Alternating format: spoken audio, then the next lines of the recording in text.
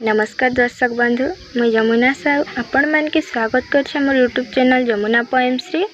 आज पवित्र मातृ दिवस रे आपण मान के अनेक अनेक शुभेच्छा और अभिनंदन।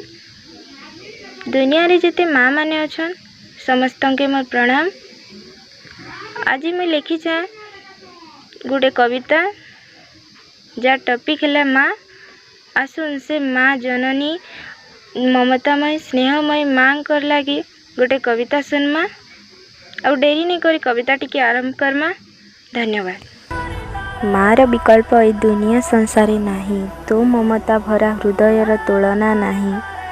10 दिन 10 मास तो गर्भरे धरी ए सुंदर संसार देखाइबा पाई। मो अली अलगली केते न सहिचु तुही, तो ऋण मु केबे सुझी पारिबे नाही। मु जगतरे जेते बड़ हेले तो पाखरे मुही सान। मु जगतरे जेते बड़ हेले तो पाखरे मुही सान। माँ रूपरे पाई मु तते एई मो जन्मरे जीवन होईछि धन्य, जीवन होईछि धन्य। मो जीवनर तू प्रथम बंधु होईछु प्रथम गुरु। मो जीवनर तू प्रथम बंधु होईछु प्रथम गुरु। सागर टू विशाल हृदय नाही मो जीवने, बड़ किए तो ठारू, बड़ किए तो ठारू।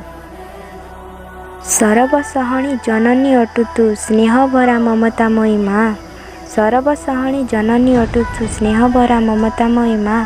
तुहरी कृपारु दुनिया देखुची, पृथ्वीर सबुठारु सुंदर तो ना, सुंदर तो ना।